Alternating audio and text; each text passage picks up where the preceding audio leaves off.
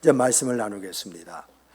신명기서 6장 24절과 25절은요, 하나님과의 관계를 중심으로 해서 우리가 어떻게 살아야 되느냐, 삶을 지금 이야기하는데, 그 내용을 보니까 서로 돕고 서로 성장할 수 있도록 합력하고 협력하는 생과 그 삶을 살아야 된다라고 이렇게 이야기해요.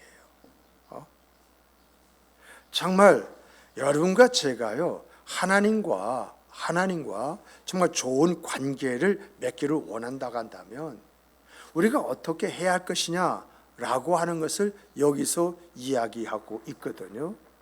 그래서 이 말씀이 주는 메시지를 살펴보게 되어지면요, 이 말씀이 주는 깊은 의미의 메시지는 정말 하나님과 이제 성도의 관계를 연계해 가지고 너희들 하나님과 좋은 관계를 맺기 원하니? 그렇다면은 교회와 성도들과의 관계를 좋게 맺어라.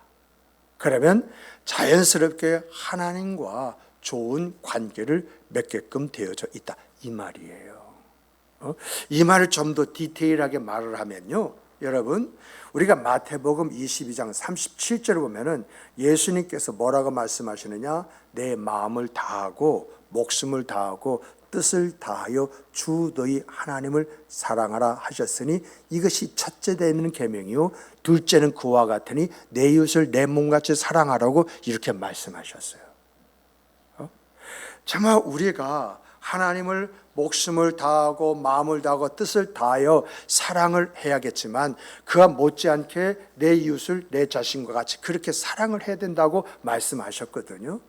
근데 이 말씀이 언제 주신 말씀이냐라고 한다면 이 말씀이요, 예수님께서 십자가에 못 박히시기 바로 전날 주셨던 말씀이거든요. 그런데 여러분, 이 요한복음 15장 12절 보니까 갑자기 주님이 이런 말씀하세요. 어떤 말씀하냐면 마태복음의 말씀보다도 조금 더 발전된 말씀을 주시는데 그 말씀이 뭐냐? 내 계명은 곧 내가 너희를 사랑한 것 같이 너희가 서로 사랑하는 것이다 라고 이렇게 이야기합니다. 이 말씀은 뭐죠? 하나님을 사랑하고 내 이웃을 내 자신과 같이 사랑하는 그런 사랑에 있어서의 이제 내용을 이야기해 주는 거잖아요. 어떻게 사랑하는 것이 마태복음 22장에서 말씀하신 그 말씀대로 사랑하시는 것이냐? 내가 너희를 사랑한 것 같이 너희가 서로 사랑하는 것이다, 이렇게 이야기를 하셔요. 그런데 이 이야기는 언제 하셨느냐라고 할 때에 이 이야기는요, 여러분, 이제 성만찬, 즉 세족식이 끝나고 주시는 말씀이에요. 그리고 요한복음 21장을 보면은요, 예수님께서 이제 부활하셨어요. 그리고 승천을 눈앞에 두고 있는 그런 상태에서 이제 베드로와 제자들이 디베라 바닷가에서 고기를 잡잖아요. 거기까지 쫓아가셔가지고 주님께서 베드로를 앞에 세워놓고 하시는 말씀이, 베드로야, 내가 이 사람들보다도 나를 더 사랑하느냐? 이렇게 물으세요. 요한의 아들 시몬아, 내가 나를 사랑하느냐? 요한의 아들 시몬아, 내가 나를 사랑하느냐? 3번씩이나 물어보셔요.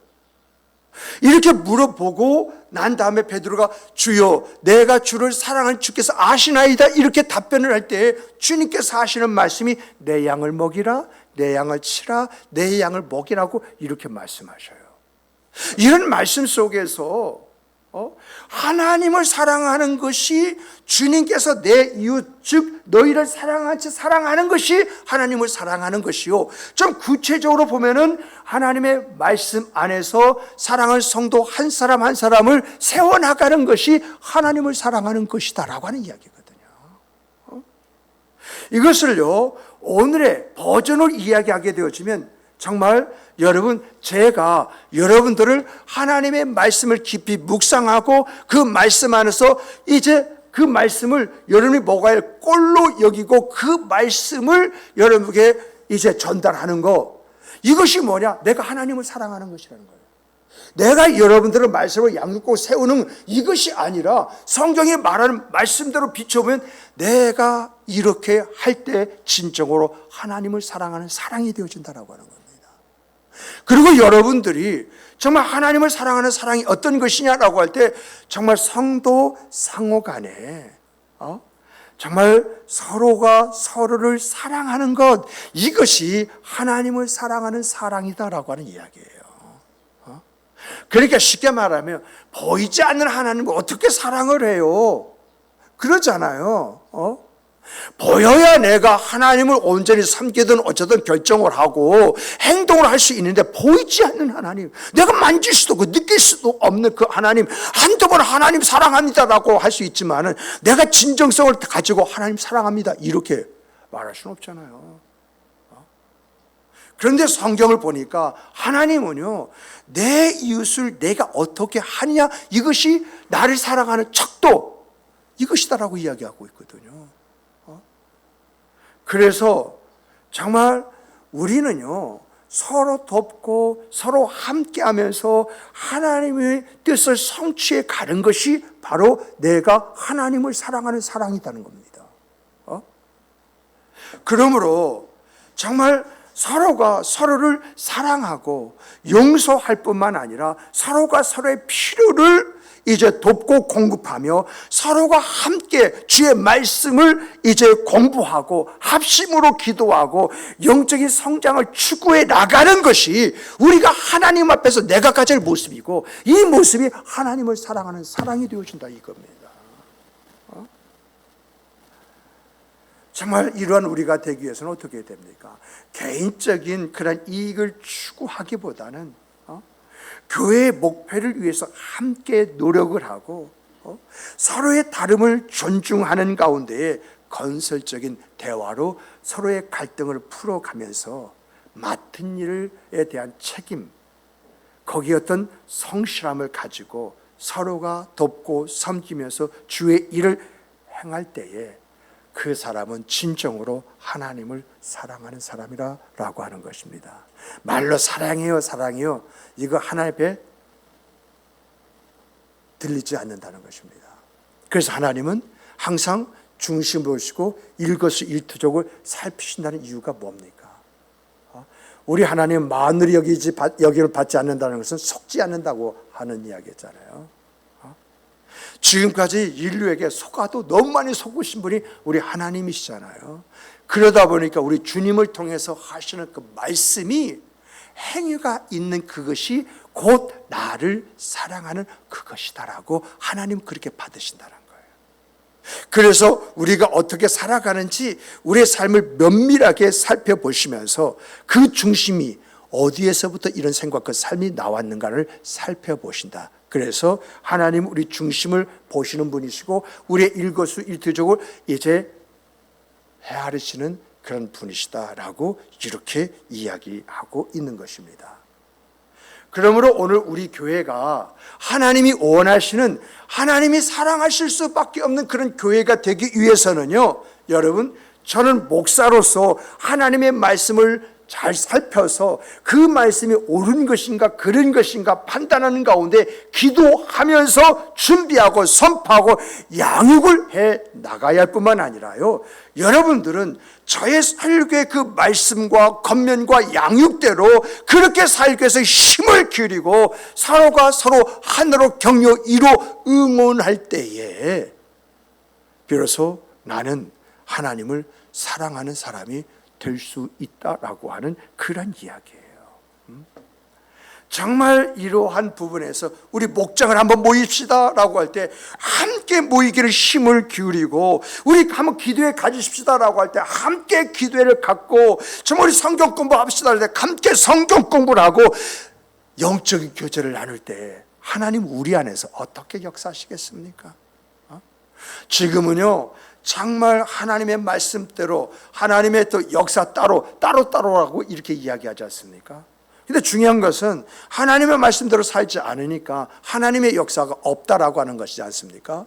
이걸 잘 보여주는 것이 바로 사무엘 시대의 엘리 제사장이지 않습니까? 그때는 하나님의 그런 역사 그 자체가 없었다고, 어떤 징조가 있어야 되고 거기에서 깨닫는 바 어떤 그 말씀들이 있어야 되는데 전혀 그러한 것이 없었다고 그렇게 이야기하지 않습니까?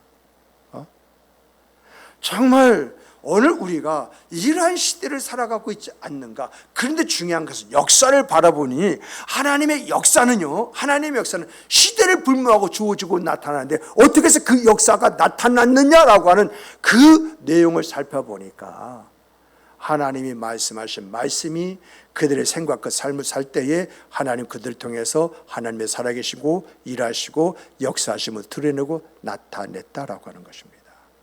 이런 것을 바라볼 때 오늘도 우리가 하나님이 원하시는 그런 생각 그 삶을 살면 하나님 반드시 우리를 통해서 일하시고 역사하신다, 이런 믿음의 확신을 갖게 되는 것입니다.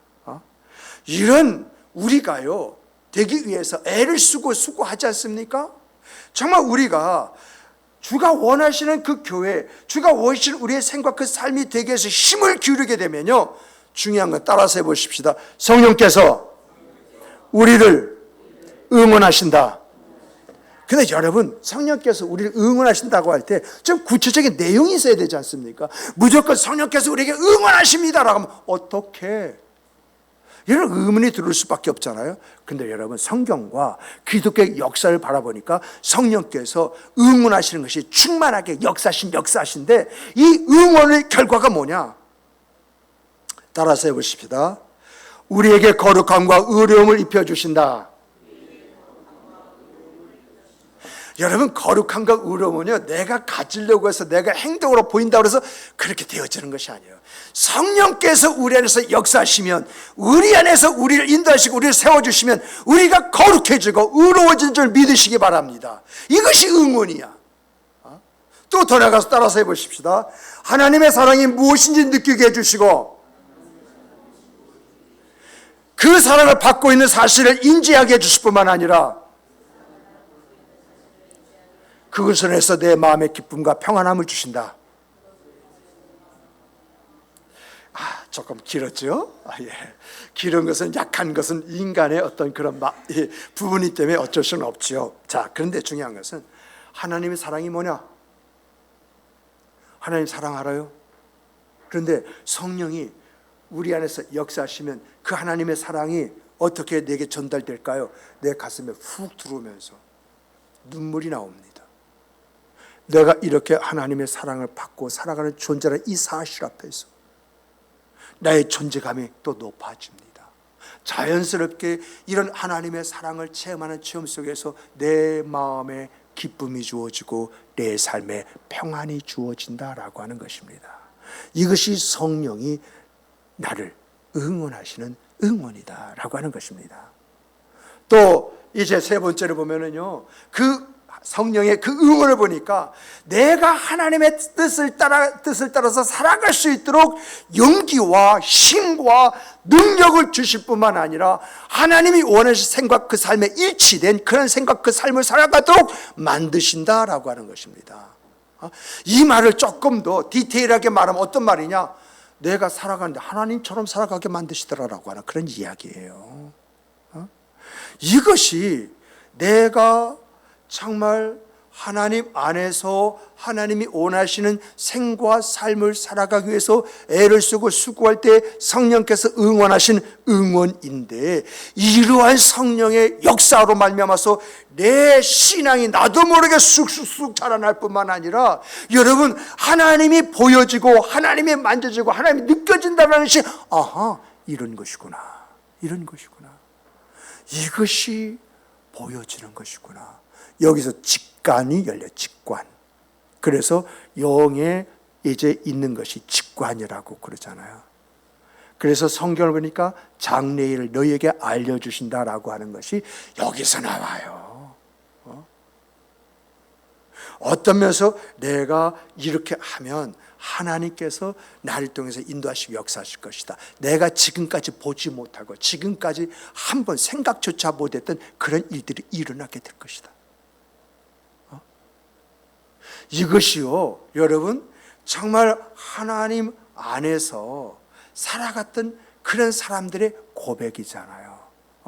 하나님의 역사를 체험했던 그 사람에게 하나님께서 이렇게 역사를 한 번이나 생각해 봤어? 하면은 모두가 동일하게 나는 꿈도 꾸지 못했다, 한번 상상해 본 적도 없는 일들이 내 삶에 미쳤다 라고 이렇게 이야기하잖아요. 또 여러분, 우리의 문제들 있죠. 살아가면서 이런저런 문제 참 많잖아요. 이런 문제를 정말 고심하고 한숨을 쉬어 땅이 꺼지도록 한숨을 쉬었는데 이런 문제가 어느 날 갑자기 눈녹듯이 싹 사라져버린 거예요. 정말 우리의 기도가 이렇게 주님께서 기도하자마자 응답해 주셔? 그 응답을 우리가 느끼는 거 아니겠습니까? 작년 말에 저도 이런 것을 좀 경험하면서 그저 하나님 앞에 한 3일 동안 엎드렸더니 그냥 응답들이 탁탁탁탁 오는데 그 놀랍더라고요. 그리고 하나님의 뜻대로 살아간다고 하는 것이요, 매일매일의 기쁨이 되어지는 것입니다. 이것은요, 여러분, 내가 하나님 앞에서 내가 가질 모습을 가질 때에 성령께서 응원해 주시는 것이고, 성령의 이런 응원을 경험하면서 내가 변하는 그 삶의 변화를 이야기한 것이지, 이게 복은 아니에요. 다시 말씀드립니다. 내가 하나님이 원하시는 생각 그 삶을 살아갈 때 성령께서 내 안에서 잘한다 응원하시면서 주시는 것이 있는데, 이것을 내가 경험하며 삶으로 인해서 내가 더욱더 하나님 안에서 생각 그 삶을 살아가게끔 되어진다는 이야기입니다. 그런데 이렇게 살 때 주시는 하나님의 복이 있어요. 그 복이요, 첫 번째가요, 뭐냐라고 할 때 하나님께서 나에게 영생을 주실 것이라는 이 확신입니다. 여러분 한번 물어보십시다. 여러분 영원히 살 줄 믿어요? 말은 네 믿지요. 나에게 영생이 있습니다. 하지만은 여러분, 과연 여러분 안에 이 확신이 얼마나 있습니까? 어떤 경우 성경이 그러니까 그렇게 되겠지 하는 막연한 그런 생각 가지고 맞습니다. 영원한 생명이 있습니다. 영생합니다. 어떤 면에서 어떤 분은요, 직분이 있고 체면이 있다 보니까 그렇습니다, 맞습니다, 이렇게 이야기할 수 있지만은 과연 여러분 스스로가 영생이라고 하는 그 말씀 앞에 어떤 생각을 갖습니까? 대한민국에 있는 그러한 크리스찬 중에서 약 70%가 이 영생에 대해서 물어봤을 때 글쎄요, 이게 전부의 대답입니다. 그럼 나머지 30%는 어떤 사람이라고 하는 것입니까? 이 영생에 대한 확신, 이 체험, 이것이 하나님 주신 복임으로 말미암아 이 사람 이것이 가득해요, 가슴 안에. 그러다 보니까 무슨 소리입니까? 나는 하나님 안에서 영원히 살 수 있을 것입니다 라고 이렇게 이야기를 하는 것이거든요. 이런 사람은요, 여러분, 죄와 그리고 죽음에 대한 두려움이 없습니다. 항상 그 사람에게 그 생각, 그 사람은 희망이 가득 차 있습니다. 어떤 고난과 힘듦이 있다 할지라도요, 여러분, 하나님 뜻이 있으셔서 이런 일이 있지라고 받아들이면서 여러분 그것을 극복하고 견뎌내어 이겨나갑니다. 하나님의 관계를 통해서요, 정말 진정한 삶의 의미가 이런 것이구나 깨닫는 깨달음 속에서 영적으로 갖는 기쁨과 즐거움과 만족이 그 사람 생각, 그 삶을 다스려가요. 정말 하나님과의 친밀한 관계를 위해서요, 기도하지 말라고 해도 이 사람은 기도가 생활이 됩니다. 왜요? 하나님 할 때에 그분이 내 안에서 나를 만져주시고 안아주시는 것을 느끼는데, 이런 것들을 알고 느낄 때 거기서 오는 평안함과 기쁨과 즐거움은 뭘로 표현할 수가 없어요. 아마 경험해 보신 분들은 알잖아요. 제가 볼 때 우리 김정수 비권사님이 아침에 일찍 와가지고 12시까지 그렇게 기도하는 기도가 좋기, 내가 볼 때에는 한 4시간 내지 5시간 되어진다는데 이것은 쉬운 것이 아닙니다. 그런데 주의 이름을 부르는 그 소리를 들을 때에 뭘 느끼냐? 하나님이 저 안에서 역사하시는구나, 이것을 느껴요. 그러다 보니까 권사님은요, 매일매일 이것이 생각 그 삶이 되어가지고 어떤 면에서는 지금은 뭐냐면 우리 권사님이 안 오셔도 되는 그런 때인데 아니야. 그리고 오셔서 그렇게 하시는 이유가 뭔가 라고 할 때 여러분 정말 하나님의 붙드심과 인도하심과 역사심이 어떤 것인가를 알면 자연스럽게 그 발걸음이 하나님 앞에 하나님과 교제하기 위해서 나오는 발걸음이 되는 줄 믿으시기 바랍니다.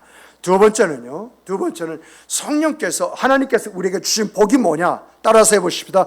지금 죽어도 천국에 간다. 이 믿음이에요. 이것은요, 현재 그 사람의 삶을 이야기하는 것이거든요. 죽어도 천국에 간다는 그 확신을 가지고 있는 사람들은 여러분, 하나님의 뜻에 따라 죄 없는 삶을 살기 위해서 부단히 노력하고 애를 쓰고 수고한다는 것입니다. 다른 사람에게 정말 내가 만난 예수를 한번 만나봐. 정말 예수님의 그런 어떤 사랑을 전하면서 천국을 가진 자의 그 모습을 보여줍니다.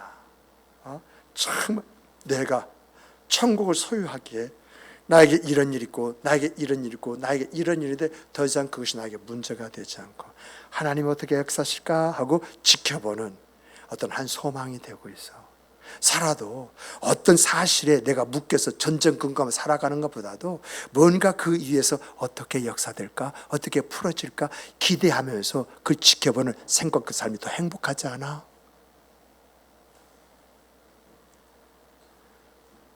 정말 이렇게 살아가는 사람들은요, 자기 위를 위해서 의의 면류관이 준비되었다는 것을 알게 되어지고요, 이렇게 살아가는 사람들은요, 정말 하나님이 주시는 아름다운 싹시 나에게 있어서의 유업이 될 것이라고 하는 그런 믿음을 갖고 있어요.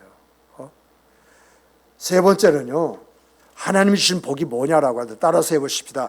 영적인 풍성과 부요가 일어난다.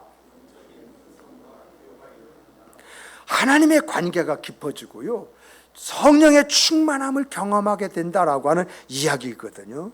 이렇게 하나님과 관계가 깊어지고 성령에 충만된 그런 은혜 역사를 체험하게 되어지면 여러분, 내 안에 내적인 기쁨이 주어져요.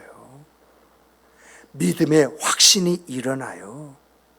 자연스럽게 사랑과 섬김의 생과 삶이 나의 인생에서 내가 볼 수 있는 나의 삶의 모습이 되어지는 것입니다.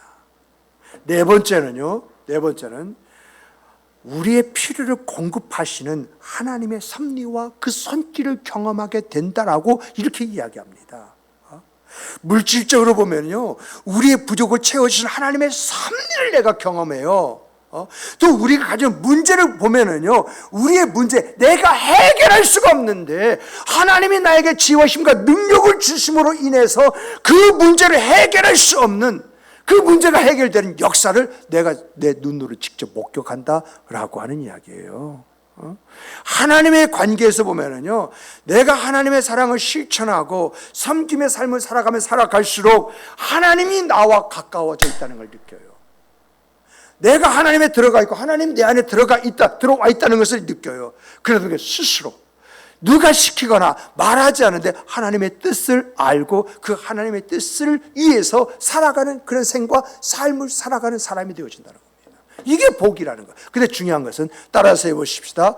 하나님이 주시는 이 복은 동사의 복이다. 동사라는 것은 계속 펼쳐져 간다는 이야기거든요. 그러니까 이런 하나님의 복은 한 번 딱 주시는 거 끝나는 것이 아니라 계속 움직이는 복이라는 거예요. 움직이는.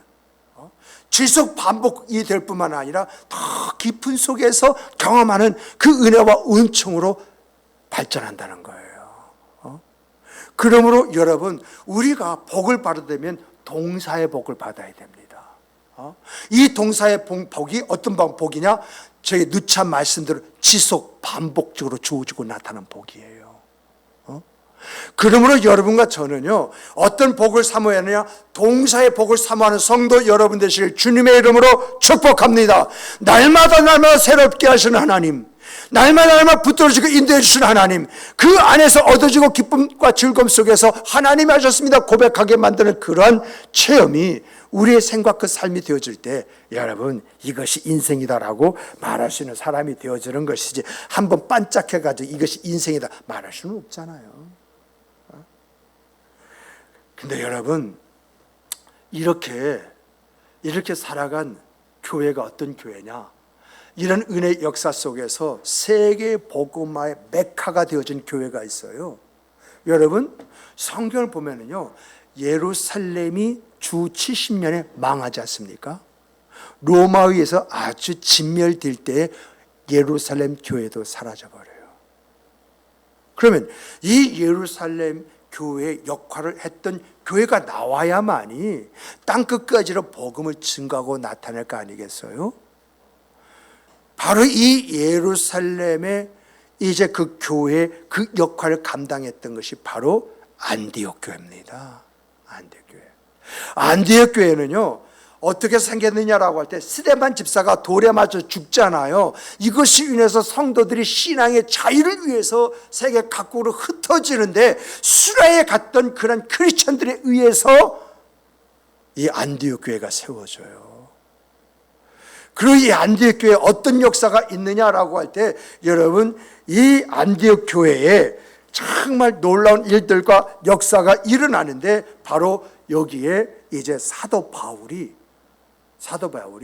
이 교회 안에서 이 교회를 세우면서 이제 바나바와 함께 선교 여행을 떠나버립니다. 이 교회 전폭적인 그런 지지 속에서 이 두 사람이 선교 여행을 떠나서 소아시아와 유럽의 다양한 지역에 복음을 전하는 그런 교회가 되어져 버려요. 그런데 이러한 교회, 이 안디옥 교회의 그 내용을 이제 역사학자들의 이야기라든가 나머지 어떤 문을 통해서 살펴보게 되어지면 여러분, 오늘 성경 말씀, 오늘 설교 말씀이 이들의 생과 삶이 되었어요. 이런 생각과 삶이 그들의 인생을 만들어 버렸고 그들의 가정을 만들어 버렸다라고 하는 것을 이제 어렵지 않게 찾아볼 수가 있거든요. 그래서 우리가 이러한 말씀 속에서 좀 더 관심을 가지고 살펴봐야 할 말씀은요, 여러분, 교회사, 교회 역사를 바라보면 교회 안에서 이러한 모습이 있었던 교회는 이런 아름다운 모습이 가정으로 이어졌다는 것입니다. 어떻게 이어졌는가 봤더니 가정 안에서 부부간에 서로 협력함을 통해서 부부간에 서로 믿음과 신뢰가 주어지고 이 믿음과 신뢰가 주어지니까 자연스럽게 부부 속에 입에서 나오는 것이 감사였다라고 하는 것입니다. 아멘이십니까? 생각해 보세요. 부부가 합력하고 협력하는 그런 부부가 되었다고 한다면 이 부부 속에 남편을 향한, 아내를 향한 믿음과 신뢰가 주어질 뿐만 아니라 저런 남편이 내 남편이라는 것, 저런 아내가 내 아내라는 사실 앞에서 감사는 저절로 나오는 팁이지 않겠습니까? 생각하면 생각할수록 고맙고, 참 저 사람이 나에게 시집와서, 저 사람이 나와 결혼해서 이런 생각을 가질 때 자연스럽게 감사가 주어지지 않겠습니까? 여러분, 이런 가정에 자녀를 양육함에 있어서 내가 부모다라고 하는 가부장적인 그 모습 나오겠습니까? 나는 부모고 너는 자식이니까, 내 자식이니까 내가 말한 대로 넌 따라서 그렇게 해야 돼. 이런 명령, 이런 가부장적인 모습이 나오겠습니까? 그렇지 않으면 자연스럽게 서로 협력하고 서로 책임지는 그 아름다움이 주어지고 나타나겠습니까? 정말 우리가, 저도 마찬가지입니다. 내가 내 두 자녀를 길러봤습니다만은 정말 내가 그 자녀를 위해서 집사람과 서로 이제 협력하고 그 자녀의 교육에 대해서 책임지려고 하는 그런 모습을 갖기보다는 집사람에게 떠맡기고 나는 바쁘니까, 이게 나의 생각 삶이었어요. 그래서 어떤 면에서 보면 내 아이들과 나와 괴리가 있는데 사실 집사람과 아이의 관계 속에 내가 들어가기가 쉽지가 않아요. 지 엄마하고는 아주 깊은 관계를 가지고 이런저런 이야기하고 정말 지내는 거 옆에 부러워요. 근데 나하고는 그게 안 돼. 이러한 것들이 혹시 여러분의 가정의 모습은 아닙니까? 뭔가 아이들하고 이야기하는데 네네네네 하고서는 방으로 쏙 들어가 버린다든가 알았어요 하는 그런 이제 신경질을 말 한마디 하고 말을 싹 끊어버린다든가 그런 일 없으십니까? 저에게는 그게 있었어요. 그런데 그것이 어떻게 극복이 되느냐? 서서히 극복이 되어지는데 정말 서로가 서로의 깊은 애정을 가지고 그들의 이야기를 들어주려고 하고, 그리고 그들이 원하는 그런 부분을 내가 뒤에서 도와줄 때에 아이들의 마음이 열리고 아빠 이런 그 이야기가 들려지더라라고 하는 것입니다. 그리고 더 나가서 내가 아이들을 집사람에게 맡기고 애들의 문제만, 당신이 애들 좀 똑바로 보지 왜 그래, 애가 왜 저러는 거야 하고 이야기, 책임을 누구한테 돌립니까? 그러다 보니까 아내는 그 어깨가 더 무겁고 그 삶에 힘겨움이 있었는데, 그런데 여러분 정말 그 아이의 그 문제에 대해서 어떻게 하면 좋을까, 내가 어떻게 했으면 좋겠어, 이런 말이 나오니까 저절로 아내 역시도 이제 그런 짐에서 조금 자유스러워질 수가 있고, 또 더 나가서 아이들에게 이제 아이들을 위해서 저에게 여보 당신이 이렇게 좀 해줬으면 참 좋겠어 이런 말을 하게 되어지고, 그 말대로 했을 때에 또 아이들과 좋은 관계로 이어지는 것을 보게 됩니다. 이렇게 부부가 변하자 부모와 자녀의 그 관계가 서로 협력하는 관계로 발전했다고 하는 것입니다. 이것이 안디옥 교회 성도의 가정에 있었던 그러한 일들이고, 기독교 역사 속에서 정말 하나님 안에 살고자 하는 사람들, 그 사람들 안에 있었던 가정의 이야기더라라고 하는 이야기입니다. 이런 가정이 있었습니다. 어떤 가정이냐라고 하면은 경기도에 사는 어떤 가정의 이야기인데, 아내가요 암에 걸렸네. 그래서 정말 고통 가운데 이제 병원에 입원을 했습니다. 한국 원자력 병원인가 그 병원에 입원해서 수술을 했고 항암 주사를 맞고 있는데 의사의 이야기는 가망성이 없다라고 하는 판정이었습니다. 그런데 여러분, 아내가 암 선고를 받자마자 남편이 직장을 그만둬 버립니다. 당신이 직장을 다녀야 그래도 우리가 먹고 살 수 있고 내가 치료를 받을 수 있잖아, 이렇게 이야기하니까 남편이 무슨 말이야, 우리가 하나님이 주신 이것을 가지고 우리가 버티는 가운데 당신이 났으면 그때 또 일해서 돈 벌면 되는 거 아니야? 그리고 아내 곁을 떠나질 않습니다. 아내 모든 수발을 이 남편이 책임을 집니다.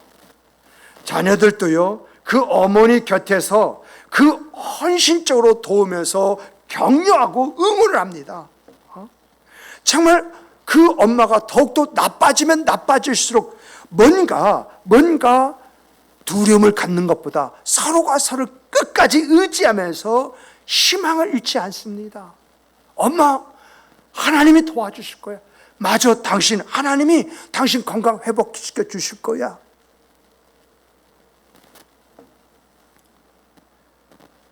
이런 가족의 사랑과 끈끈함에 암도 어쩔 수가 없었던 것 같습니다. 그 당시 정말 암을 이겨냈어도 생존율이 그다지 높지 않은 때였기 때문에 혹시나 하는 걱정 속에 살아갔는데, 10년이 훌쩍 넘긴 지금은 옛날 이야기가 되어버렸다라고 하는 이야기입니다. 정말 이 가족은요, 이 어려움을 통해서 더 깊은 유대감을 갖게 되었고, 서로가 서로를 생각하는 이 뜨거운 사랑의 가족이 되었다는 그러한 이야기가 있습니다. 성경을 보면요, 노아의 가정이 이런 가정이잖아요. 성경은 노아에 대해서 이렇게 말합니다. 노아는 의인이요 당대의 완전한 자라고 하면서 이 노아가 하나님과 동행했다라고 그의 신앙을 먼저 밝힙니다. 그러고 난 다음에 하나님께서 이 땅을 심판하기 위해서 방주를 지으라고 했는데, 그 방주를 지으라는 장소가 산입니다. 강가나 바닷가에 지으라고 하는 것이나 산에다 지으라 라고 하는데, 몇 년 동안요? 100년 동안 지었다고 이렇게 이야기합니다. 100년 동안 짓는다 하면은 생업을 어떻게 합니까? 전폐했다는 것입니다. 모든 그 재산을 이 방주를 짓는데 쏟아 부었다는 이야기입니다. 그리고 이제 성결만 매일매일 사람들에서 회방하고 방해하지만은 이런 회방과 방해가 있었음에도 불구하고 하루도 쉬지 않고 이 방주를 지어냈다고 하는 그런 이야기입니다. 여기에는요, 노아뿐만 아니라 아내도 동원됐습니다. 아들들도 동원됐습니다. 며느리도 동원됐습니다. 근데 중요한 것은 언제까지 이 일을 해야 됩니까? 라고 하는 그런 말이 나오지 않고 힘들다, 어렵다, 못하겠다는 그런 불만이 없었다고 하는 그런 이야기예요. 이런 사실을 볼 때 노아의 가족은 어떤 가족이었을까라고 하는 것을 우리가 쉽게 생각해 볼 수 있는 것이 아니겠습니까? 정말 하나님의 뜻이 무엇이다? 이것에 온 가족이 피리 꽂히니까 그 어떤 것도 아까워하지 않고 누가 뭐라도 거기에 현혹되지 않고 그 일을 마무리하는 이 마무리 속에서 여러분 하나님이 예비하신 그 세계의 주인공이 되어지지 않습니까? 우리가요 하나님과 좋은 관계를 맺고 우리의 가정에 하나님의 은혜와 은총이 임하는 가정이 되기를 원한다면 우리가 우리의 신앙의 가치, 삶의 가치를 어디다 두어야 하느냐 이 고민이 좀 깊게 있어야 합니다. 정말 여러분과 저는요 오늘보다 나은 그러한 하나님과의 아름다운 관계를 위해서 서로 돕고 함께하는 삶을 추구하시는 성도 여러분 되시길 주님의 이름으로 축복합니다. 예수 그리스도의 가르침을 따라서 서로 사랑하고 용납하며 용서하는 마음을 갖는 여러분과 제가 되기를 주님의 이름으로 축복합니다. 서로가 서로를 신뢰하며 맡은 일에 책임감을 가지고 그 일을 만들어내는 여러분과 제가 되기를 주님의 이름으로 축복합니다. 정말 교회의 기능과 역할이 무엇이냐라고 할 때 교회의 기능은 구원의 방주요, 또 역할이라는 것은 지역의 한 교회로 교회를 살리는 그러한 교회, 이런 교회라는 것을 알고 여기에 헌신하면서 이 일에 섬김의 아름다움을 갖는 성도 여러분이 되시기를 주님의 이름으로 축복합니다. 성경 말씀을 살펴볼 때 이러한 사람에게 하나님의 약속의 복이 임하고 나타납니다.